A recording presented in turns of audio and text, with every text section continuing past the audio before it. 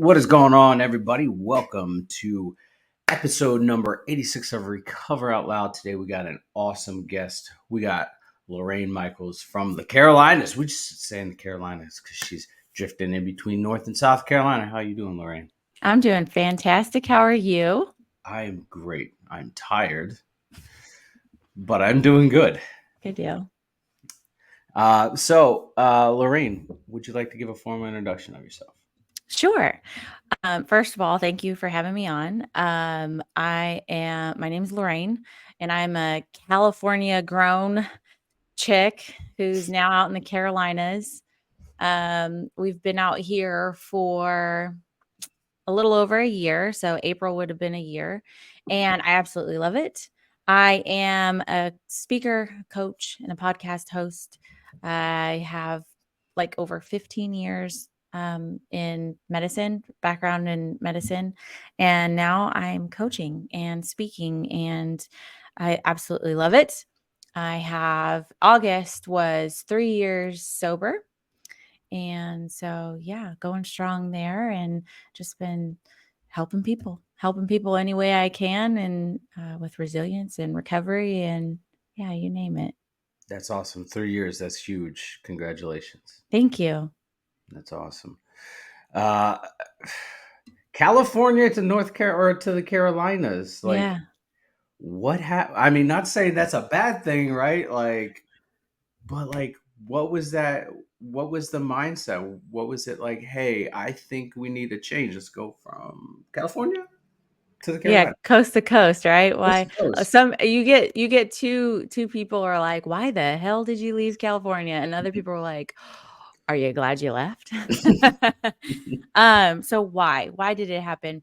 To be honest, I don't know. I think and say, and I hope, I followed my correct intuition, but I say, it was just God calling me out of there. It's been years. It was years, probably back since 2012, that I just had this pulling to get out to North Carolina. And, my husband at the time was like, why? Why do you want to leave California? I'm like, I don't know. It doesn't feel right here anymore. And I feel like I'm supposed to be in North Carolina, and that was 2012. And so I didn't get here until 22. Hmm. And yeah, it's been wild ever since. That's wild. That sounds like part of my journey. I lived in Alaska for 5 years. Oh And wow, cool. yeah, and I I had medically retired out of the army there, and I came home to visit my dad, and my heart was like, when I left, my heart hurt, and I was like, I need to come home. I don't Mm, understand why, but I need to, right? Like I've been on my own for how long of my life, right? But mhm, now I need to come home, and everything, and it's weird the way the universe lines up, or mm, but things happened, and I got to a point at the end of 22 where I was like, I'm just gonna go visit my dad, and then I never left. So mhm. I've been here, and Yeah, it was one of those things where when you know, and when your heart tells you, you follow.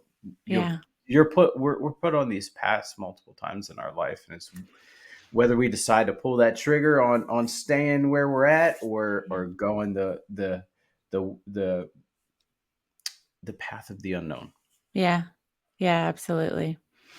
That's and that's totally what it was that led me out here. Like I mean, I mean, I do now, but prior to getting out here, knew no one, no friends, no family, never even been here. And that was one of the things, like everyone back home in California is like, have you ever even been there? Like, do you know what it's like? Do you know the weather? Do you know anything? I said, I know nothing about it, but I know this feeling deep within me is not going away. And I keep praying, like, God, why do I feel this? What is it? Am I supposed to be there? Like, what is it?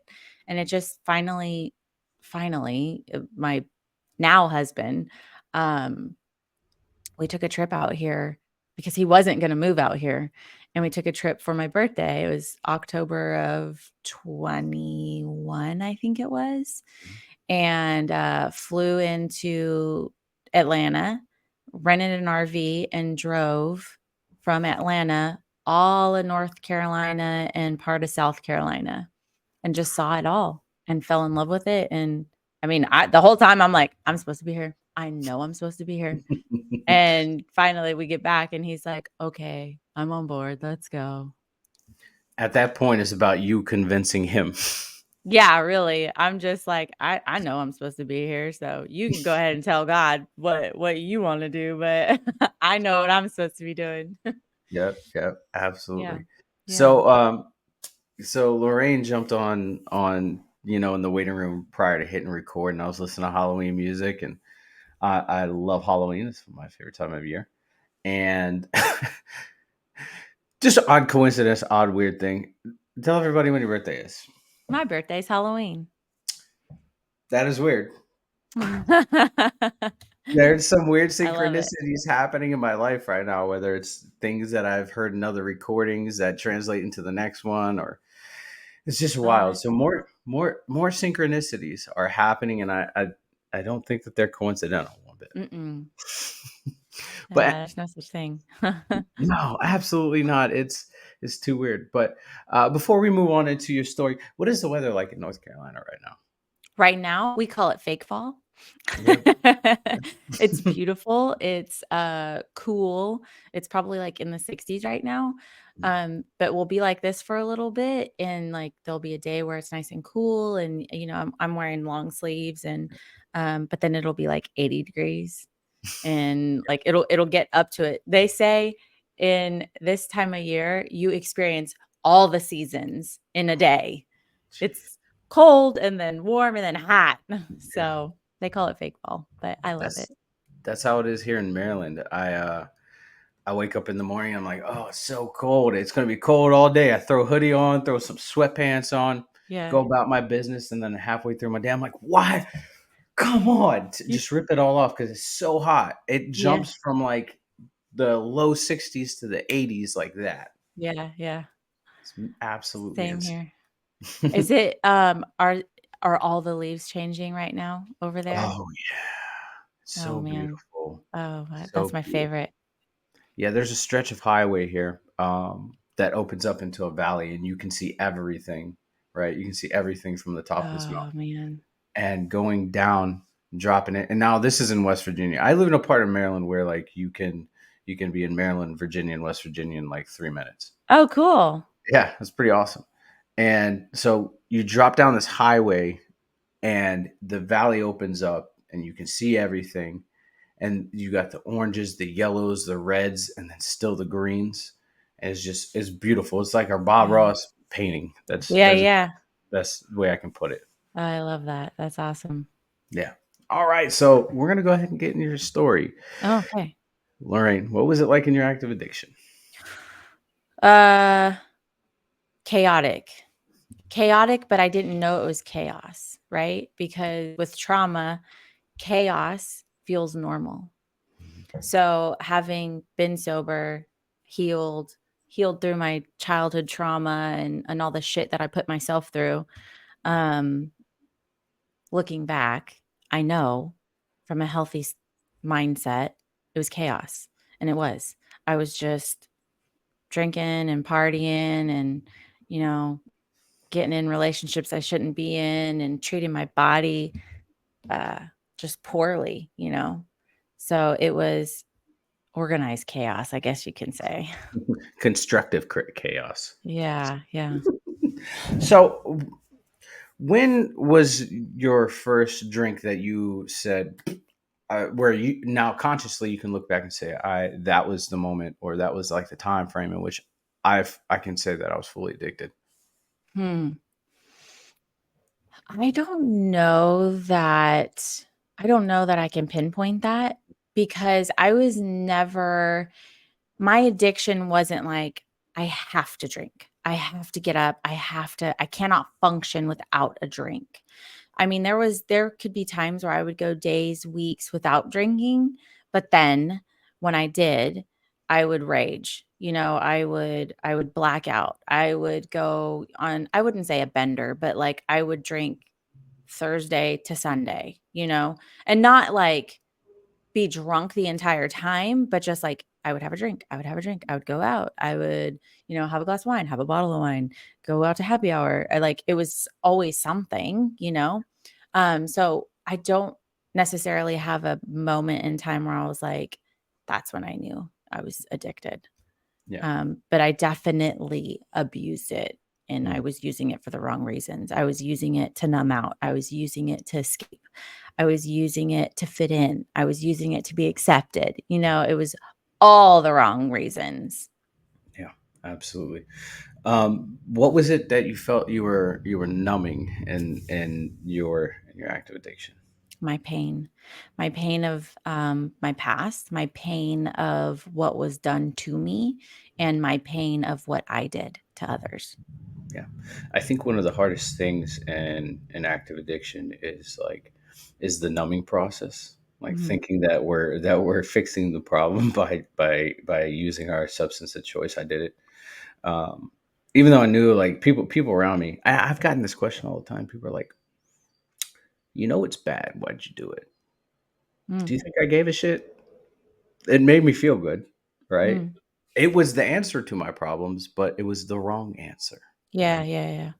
And so I think the numbing process is like one of the hardest things because you're trying to cut out the bad shit that you've done in your life, right? And like Mhm. say, well, I know for me, like when that would happen, I would just blame the drunk me on it, and it was like I Yeah. didn't associate with that, right? Mm, Oh, that was when I was drinking. Don't worry about it. I would never do that sober. mm. There's literally just a very thin veil between Yeah. drunk me and sober me. Yeah, yeah, for sure. And that's the scary, sad truth, um, that you don't really realize until you're sober and until you're in your right mind and you get that healing. Because while you're in your addiction, you're like, "Oh, that's not me. That's not me." But then your subconscious knows, "Bullshit. That is you." And so you inevitably you do whatever it is that whatever your addiction is, you fall into it more because you feel guilty. You feel that shame and you think that is me. Yeah, But in reality, it's not. You just don't know it yet because you haven't healed. You haven't gone through, the steps. You haven't gone through the process, the healing. Um and there's so much freedom in that because the part that um the part that I really wish and want people to know is that that's not who they are. Like their past is not who they are. That's not who you were created to be. We were not meant to live in this anguish and pain and the addiction, the chains of it, the bondage of it. We're not meant to live there. And there's freedom in it. There's freedom in the healing, and you can get over it. You can get through it. You can heal. absolutely, absolutely. I fully agree in that. I feel like a lot of times we get stuck in these mind frames of looking back of who we used to be, and if you go, I don't know if you went through, AA or NA or any of that, but like in the big book, it says you'll not look back on your past and run from it, shut the door on it, right? And I take that as you're not going to look back at some point in your life. You'll get to that point where you're not going to look back and be like, I was such a terrible person, and this is who I am still. Like you're Mhm. you're a great human being, and I try to tell people that like all the time. Like that Mm, past that you had that was like nasty and ugly and all mm, that stuff is not who you are today because you've taken steps and you've changed who you were to be who you are now. mm. Yeah. Yeah, for sure. Um, yeah, that's huge. You definitely have to take the steps and realize that that isn't who you are. No. Like you might have messed up, but you gotta forgive yourself. And you gotta realize that in your addiction, that again, that's not who you really are. So it's causing you to act, think, behave, all those things in someone that's not you. That's not authentically you. Yeah, absolutely. Was there a nexus when you got to a point and you realized like things are getting out of control and I need to change? Yeah. Yeah. What was We kinda talked about this, like, the perceived rock bottoms. Um, so I got a DUI, it? Mhm, when I was 19. mhm. That was not my rock bottom. That wasn't my, "Lorraine, you got a problem." It was, "Lorraine, you were in a shitty situation, wrong place, wrong time." "No, girlfriend, you rolled your car. You had an open container and you had a six-pack, an open six-pack in the back. Yeah. Girl, you was stupid." Like, it was it didn't wake me up then, but, and then so my DUI happened, and then months after that, just a couple months after that, I had a party at my mom's house. I was living with my mom, working at a restaurant, and had a party, and, I got in trouble because the party got too big, and someone came that had a problem with me and thought she wanted to fight me, but she didn't know that little Lorraine, all 5'2" of me, was pretty damn scrappy. Uh, and so I ended up hurting her, and I got charged with, felony assault with a deadly weapon. Mm, You would think that would wake me up. no. That didn't. And so, that led to 90 days in jail, and, I was sober for obviously the whole time I was in jail, and then after I got out of jail, I was mandated to do, a program, so I had Mm, to do AA, NA, had to do all the things, so I was sober for about a year, and then, um I kinda slowly started getting back into it because I was like, "I can control this. I I I I'm not addicted." I You know, got I fully have control over this. But again, I was drinking and not dealing with my hurt or the pain of my past, this. Mhm. and I was numbing, and so it would lead to me abusing it and blacking out and still making horrible choices in relationships. Um, so it was my pivotal moment, I guess you can say, was in 2016. Um, I was not quite married to my second husband yet, but we were dating, and, um, it was December after my stepdaughter's birthday party, and my husband was drunk and beat me. We got into a fight. I mean, it wasn't really even a fight. I didn't fight back on this one. There was times where we were drunk, and I definitely I beat the shit out of him. Um, but this was the first time, it was horrifying. He was very big. I'm very big. I mean, he did, I don't know if he does, but he's done steroids, so he was a huge guy. Um, Picked me up by my neck, by my throat, slammed me into the wall, slammed me into the ground. It was terrifying, and at that point, I was like, "Oh my god, like, we have a drinking problem. This is crazy. Like, we can't be living like this." And that's when I found Celebrate Recovery. And then at that point, it was still like I was still in denial. That's, step Mhm. 1, to Yep. get out of denial. I was still in denial, and I was like, "I don't have a problem. He has a problem. He put his hands on me, you know? So let's go to Celebrate Recovery, and I'm gonna go because I'm gonna make sure you're going." Yeah. And that's how it started. That's how I really got introduced to that program. That program actually was what changed my life. Like I said, I've been to NA, I've been to AA, um, and they're great. It just didn't work for me Yep. because I didn't wanna get healed at that time. I didn't have the problem. I didn't have the problem at that time. Yeah. Um, so yeah, it was in the throes of a violent encounter with my husband to where I was like, "Shit, we need to figure this out." Um, and so yeah, that started my journey in recovery, going through the steps of Celebrate Recovery and really digging in and doing inventory and figuring out where I was hurt and who I hurt and making amends and healing. And that's where the transformation happens. Absolutely. It really does. It it goes into those moments where you're digging deep and you're finding out about the trauma. You're finding out about, all the, not, the moral injury that you caused on yourself. And then Yeah. just all the other shit that piles up in our life that gets us to that point where, like, the only answer is to go pick up that bottle or pick up that drug. Right. Mhm. It's crazy that you mentioned that you had a few periods of life where you were like, I'm gonna get sober, but then you're like, I got this, I can control it. I did the same thing. I did the same damn thing. I would get to these points in my life where I was like, I got to get sober, but I did it for other people. Yep. Oh, I hated that. I hated that Yeah. so much because it was Yeah. like, well, this other person, that person left, so I don't have anybody to be sober for, right? So I'm just gonna run. Let's go run free. I got this. Um, and it always ended bad, right? Like my relapses and that point where I was like, I need help, always ended bad. And it was Mhm. always a rock bottom, like you said. It should have taught me. And I believe Yeah. that people have multiple rock bottoms, that Yeah. you hit a rock bottom and you can just roll and fall some more, right? Yeah. And Totally. I've had multiple rock bottoms, and none of them taught me shit until, like, I got to that point where I was like, I have absolutely nothing left to lose. Yeah. The only Yeah. thing I have left to lose is my life, and I'm not Yeah. willing to give that away. Yeah. Yeah. The funny thing, and that's really good that you recognize that, Yeah. but for me, like, I tried to take my life a couple of times, and it didn't work. It never worked.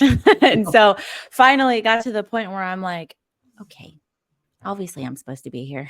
Like, I tried to kill myself one time, um, it was ridiculous. Like, it was reckless. It was in the car, and I was gonna run, like, off the road, but my tire blew before I could run it off the off-ramp, Jeez. and so my tire blew, which caused me to, like, come to a screeching halt type of thing. So that Yeah. was one time.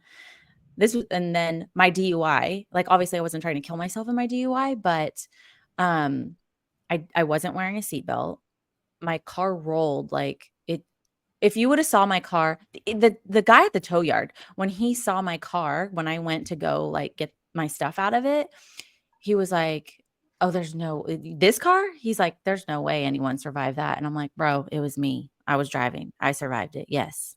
And I rolled it. It was obliterated, no seatbelt, and I was unscathed. Like, I had like, scrapes and scratches on my side of my, face was bruised because I smashed out my driver's side window with my dome, and from the car was upside down, and I was right side up, and I had to crawl out of it. So I had scrapes on me from crawling out my broken glass window in the field. So that was the other part, like, there was so many times where I should have died between accidents, trying to take my life, and it never happened. And finally, it's like, "Lorraine, you're supposed to be here. Like, there's a reason for you." And that's Stop what trying. yeah, yeah. Like, God's like, "What are you doing?" Stop "I have trying. a It's not gonna plan." work. Yeah. He's laughing at you. He's like, Yeah. "You human, you think you're going to take yourself off this earth?" Yeah, yeah, yeah. So, Goodness, goodness. I can relate. I can relate a lot. So moving forward, you get into recovery and you start learning. What was the biggest thing in your early recovery that you learned that kind of transformed your life? forgiveness. Mm, Forgiveness, because that was the hardest thing, y so yeah, because without forgiveness, you carry guilt and shame, right? uh-huh, And so part of I don't know exactly if that's a step in, AA or yeah, NA, but in CR it is, and when you go through your inventory, you have to, like I had mentioned before, you, mhm, write down and kinda journal through all the things that have been done to you that have hurt you, mhm, and all the things that you have done to other people that have hurt them, and then you have to offer amends. yeah, So the forgiveness part of it was really hard because I never really addressed it. mhm, You kinda just uh, with me being the little tough cookie that I am, I'm like, whatever. Like what's done is done. Like I never dealt with it. I just was like, let it go type of thing, roll off. I'm strong, I'll just whatever. Um, but actually going through it, naming what they did, naming what you did, and then going through the act of forgiveness and forgiving myself was the hardest because I'm a very loving, forgiving person. And so I could forgive other people very easily, but forgiving myself was hard because I'm so hard on myself and I hold myself to such a high standard. Um, and so forgiving myself was really, really difficult, but that was the biggest breakthrough. I I think we are our own biggest critics, Mhm. right? And we look at these things and that we feel are insurmountable, or that we've done so much damage to people that we can't go and talk to them and say, "Hey, Mhm. look, sorry for my language. I fucked up, right? Yeah. Like I made a mistake." And so, and we think that when we do that, that it's going to either show a sign of weakness, or it's going to show, Mhm. other people our vulnerability, and vulnerability is scary, right? Mhm. Or that they're not going to accept that, right? I can't tell you how many amends that I've made where I'm like, this is going to be catastrophic, Yeah. right? Like I'm gonna get punched in the face. Mm. The Yeah. police are gonna get, like, I went to the worst case scenarios, but Yeah. my brain told me all the wrong answers. And when I did it, Yeah. I felt so much better on the back end, right? I've only had Mm. like one or two amends that I've made where I'm like, it could have been a whole lot worse. Yeah. Yeah, yeah. Yeah, but in reality, we're our own biggest critic, and I'm glad that Yeah. you're able to forgive yourself, for things that you've done to yourself. And that is huge. Yeah. Not a lot of people can do that. Yeah. The amends part, that's a scary thing, and it's so funny because we do make it out to be way bigger than it is. I mean, that goes with our minds are crazy powerful, and it's such a trip, like, I can't even remember the percentage, but the percentage of stuff that we think and conjure up in our head compared to the percentage of it actually happening or happening the way that we perceive it or think it's gonna go down is so minute. And I mean, if we just realize that it's not gonna go the way that we think it's gonna go, and we usually make it out to be so much worse, that frees up so much space in our head, you know what I mean? And, you can live in such a freer space, like such a more relaxing, like, peaceful place, you know what I mean? What are some tools that you learned in your early recovery that you still use today? The serenity prayer. That one for sure. For Yes. sure, for sure, for sure. I have a little, like a little placard of it on my bedside table and, yeah, the serenity prayer big time because there's like I future trip hard a lot. That's a struggle too that they teach you, you can't do. Right. And they talk about one day at a time. That's another thing like that I practice a lot still is one day at a time. And Mm. not necessarily and then that goes for like all aspects, you know what I'm saying? Not just like Lorraine, don't pick up a drink today because I don't struggle with that anymore. But it's when I'm thinking of all things of my life, the stresses of getting a client or a job or whatever it may be, or working out or whatever, eating right. You know what I'm saying? One day at a time. Just take it one day at a time. Yep. My girlfriend said to me, "How are we gonna plan for the future?" And I said, "One day at a time. One. What's the point of like overburdening ourselves? One day at a time. That's how Mm, it's gonna work, right? Building one day at a time to the future." yeah, yeah. And Um, I'm a planner too, so that's hard for me. oh So my yeah. husband, he's in recovery also. He's got 5 years. Um, and his was crack and heroin. So it was I mean, when you hear that, you're like, "Whoa." And his testimony, oh my god, his testimony is fire. I mean, I can't speak on it, but it's crazy. Like, same thing with him, like, involved in a chasing and shooting and like fleeing a state, and like it's crazy. But that his one day at a time was huge to him. Like I would give him anxiety because I'm such a planner, and I'm like, I gotta have an A, B, and C plan, and I'm already into next month, and he's just like, oh my God, woman, like I can't do this. And I really had to really embrace that one day at a time for him, because it drove his anxiety through the roof. Yeah. So it's super important. You spoke about the Serenity Prayer, and that for me has saved me on many occasions, especially in my early recovery. There was one day, and I'll share this a little bit later on, but there was one day where everything that could have gone wrong, like in my immediate grasp, did, Mm, and I sat there in a full panic, and I was just like, "What do I do now?" Right? Phone's dead. I don't have a phone charger. Tires blown out. I don't have any mm, way to contact somebody to help me out mm, here. yeah. Uh, I have no money because I paid all my bills. Right? Grant me the serenity, Yeah. and like I literally sat there for like I want to say half an hour with this with my 24-hour coin in my hand, just running it Mm, through my fingers, saying it over and over and over again. If you would have looked at me on the side of the highway, you would have thought that I was insane, yeah. because that's what was happening. But then that took all the anxiety away, and all the stress. It reduced it significantly to the point where I was like, Mm, I'm okay. It's going to work out. I don't know how, but it's mm. going to. Yeah, It's going to yeah, work yeah, out, and it all did.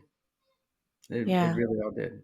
So it's going back to those things that you learned in your early recovery that to yeah, really change the perspective of your life. yeah, for sure. It's madness. So you mentioned podcast, and you are a podcaster. Let's talk about your podcast a little bit. Yeah. It's called the Bite Size Podcast. Um, and I talk about faith, business, life, recovery, health and wellness. I talk about all the things. My goal, my premise, my whole purpose and reason is just to bring hope and value to my listeners.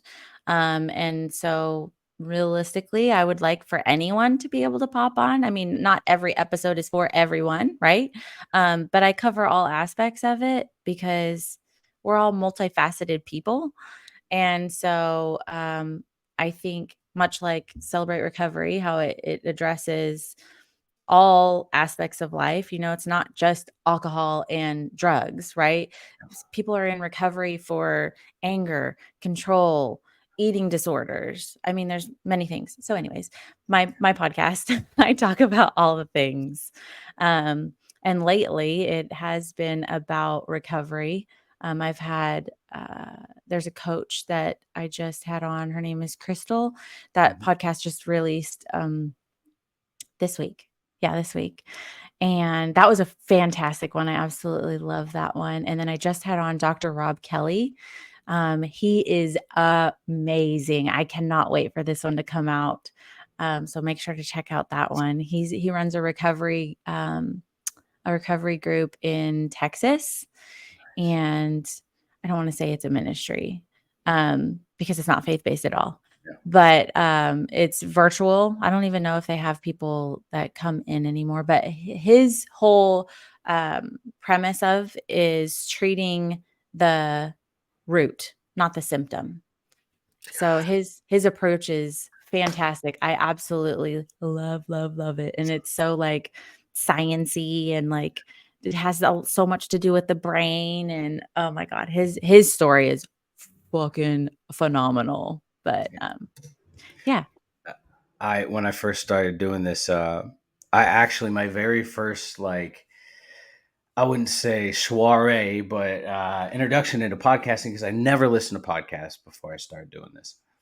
Um, I was just approached one day, and they said, "Hey, you got a voice, and a face that your mom could love." And I was like, "Cool, let's do this." yeah, And my the guy that I was on the podcast with was he's pretty famous on like social media, Dr. Glenn Doyle, and I got to sit and talk with him, and I didn't know he was in recovery. We had a full conversation on this podcast um, about just like spirituality and other stuff. And on the back end, after I promoted my stuff, my podcast that I was going to start, she was like, "Hey, you're in recovery." I'm like, "Yeah." He's like, "Oh, I am too." Okay. He's like, "Hit me up sometime. I'll be on your show." Oh, cool. I was like, "You big social media influencer. You're just saying this, you know." But I did. I reached out, and I'm forever grateful because I Yeah. connected with him on more than just like recovery and other stuff. Like Yeah. Yeah. we're friends and stuff. So I That's think, cool. and I don't know about you, but for me, like podcasting has been one of the best moves that I've ever made outside of like getting sober Mm, because I've met so many amazing people across the country and the world. yeah. Yeah, that's been the super rad thing about it is the connection Yeah. and just the people that you meet and you know, um I love so my podcast is formatted to where 1 week is a solo episode, it's just me, and then the next week is an interview. And I love bringing people on that are just they're doing something, they have a story because my thing is everyone has a story, everyone has a purpose, and there's a reason for your existence. And so I love bringing on other coaches, other speakers, a lot of people in recovery to hear their story and how they've survived and the things that they've been through, to give hope. Like I said, to give my listeners hope that, hey, you're not alone. Someone else has been here too, and they've gotten through it. So I absolutely love the connection aspect of it. That's awesome. Have you gotten to that point where like where people start recognizing you? They're like, "Hey, you're from that podcast." No, I don't Neither. I don't I don't I don't ask and I don't know. So no. That No, kinda I haven't either, and I'm happy actually because I don't want the notoriety. It's not about me. Yeah. Yeah, yeah, that's yeah. I uh, I have had somebody that reached out to me. One of my friends of or a friend of mine from recovery, and he was like, "Hey man, I had somebody come up and ask about you today." I was like, What do you mean?" I was like, "All right." He said, "Yeah, they asked about you." I was like, "Well, what was their name?" "Oh, I don't know." How are you going to come up to what were they asking? They're asking about your podcast. Hmm, all right. All That's right. pretty Okay. cool. Yeah, and it felt good because like Yeah. I lived in Alaska at the time. I started this Oh, in Alaska, and there yeah. was only two recovery podcasts in all of Alaska, and the other recovery podcast specialized in Alaskan natives in recovery. And so Oh, wow. yeah, it's actually pretty wild. The guy's a great human being. Um, but mine focused on everybody. You're right. Yeah. Like Yeah. if you had a story and you needed to share it and you're in recovery, bring your ass. Yeah, We're gonna talk. yeah. And I think that's gonna be my catchphrase. Bring your Bring ass. bring your ass. Bring your ass. We're gonna talk. But yeah, it was pretty awesome for people, to hear that the content that's being put out is helping people to be able to realize that they're not so alone, right? Because Yeah. I struggled with that, was Mm. especially in the early recovery, is like that feeling of I'm alone and I'm special. I'm not fucking special. I'm just Sean Young. I'm some bald dude with a beard. It just so happens to be in recovery. But anyways, what is in the future for you, Lorraine? Oh my Because gosh. I'd like to know. What is in the future? Well, I'm gonna put this out there, becoming an international speaker. Um, Woo! so yeah, I don't know what path, uh, is next and where this is gonna lead, but I'm leaning into it. Whatever that is, whatever the opportunities are, whether that's speaking at recovery events or speaking on stages and empowering women who have been through, trauma, abuse, addiction, infidelity, whatever that may be. But my mission is definitely to tell everyone that just like I said, you're divinely created for a divine purpose, and there's a reason for you, and your story matters. No, there's no such thing as, a nobody. Like, everybody is somebody, and their story matters because it's going to help someone. I might have a possibility for you. I'm making some contacts. You talked about speaking, but anyways, I feel that. I feel like, getting your story out there Yeah. and advocating for women in recovery, advocating for people in recovery is massive.